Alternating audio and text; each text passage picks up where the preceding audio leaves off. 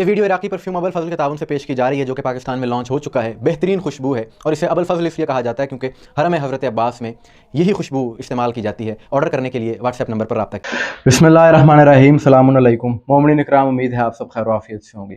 تمنا تھی کہ پیوندے زمین کربلا ہوتے، تمنا تھی کہ پیوندے زمین کربلا ہوتے، وہاں بھی خاک ہی ہوتے مگر خاک شفا ہوتے۔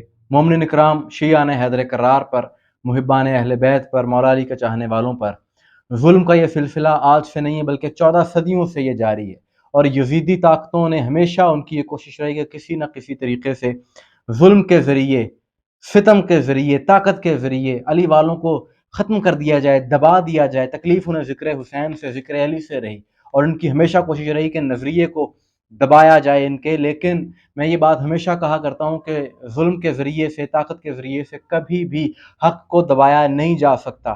حق ہمیشہ زندہ رہتا ہے، سلامت رہتا ہے اور زمانے پر چھا جاتا ہے، لیکن یہ لوگ نہیں سمجھتے۔ اور یہ چیزیں منظر عام پر لانا اس لیے ضروری ہے آج کے دور میں جو ظلم ہو رہا ہے، تاکہ دنیا کو پتہ چل سکے کہ مولا علی کے ماننے والوں پر آج بھی کس قدر ظلم و جفا ہو رہی ہے۔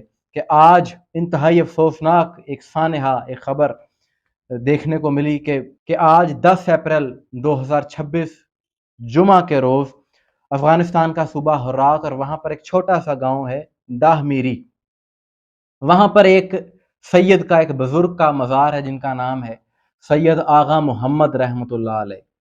یہ سادات کے وہاں پر اجداد میں سے کوئی شخصیت ہیں، بزرگ شخصیت ہیں، اور ان کا وہاں پر مزار ہے، یا وہاں پر مومنین اکٹھے ہو کر نماز بھی ادا کرتے ہیں، عزاداری بھی کرتے ہیں۔ اور یہ جو گاؤں ہے دہ میری، یہ شیعہ اکثریت آبادی ہے یہاں پر۔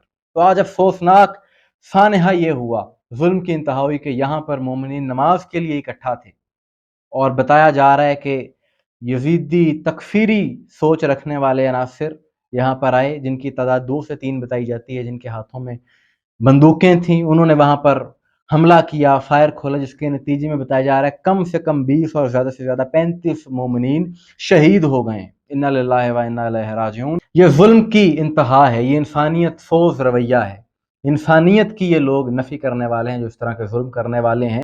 اور افغانستان میں تو بہت سے ایسے واقعات ہو چکے ہیں۔ ہم نے ایک مکمل سیریز کی افغانستان کے حوالے سے، 2022 سے لے کر 2026 تک کتنا لہو وہاں پر بہایا گیا مومنین کا، شیعان حیدر کرار کا۔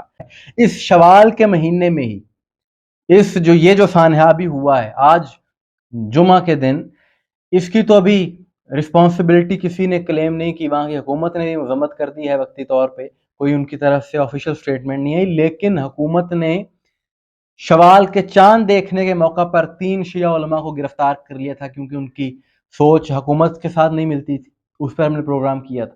ابھی گزشتہ ہفتے ایک اور شیعہ عالم کو ہرات سے ہی گرفتار کیا گیا۔ یہ ایسا کرنے والے انسانیت کے دشمن ہیں، اور یہ وہی عناصر ہیں، یہ وہی طاقتیں ہیں کہ جو یزیدی سوچ رکھنے والے ہیں، جن کے ذہنوں میں مسل کی تعصب ہے، اور جنہیں تکلیف ہے ذکر اہل بیت سے۔ بھائی کیوں ان بے قصور عام لوگوں کو شہید کیا جاتا ہے؟ یہ گاؤں انتہائی سادہ لوگ ہیں، غریب لوگ ہیں وہاں پر، اور وہاں پر اتنا کوئی نیٹ ورک بھی نہیں ہے، خبر بھی 1-1.5 گھنٹے بعد جا کر پتہ چلتی ہے، کوئی لائیو ٹرانسمیشن کی وہاں پر کوئی فیسلٹی نہیں ہے۔ اتنے سادہ لوگ اور ایک بیکورڈ ایریا ہے، وہاں پر اس قسم کا واقعہ ہونا کس لیے؟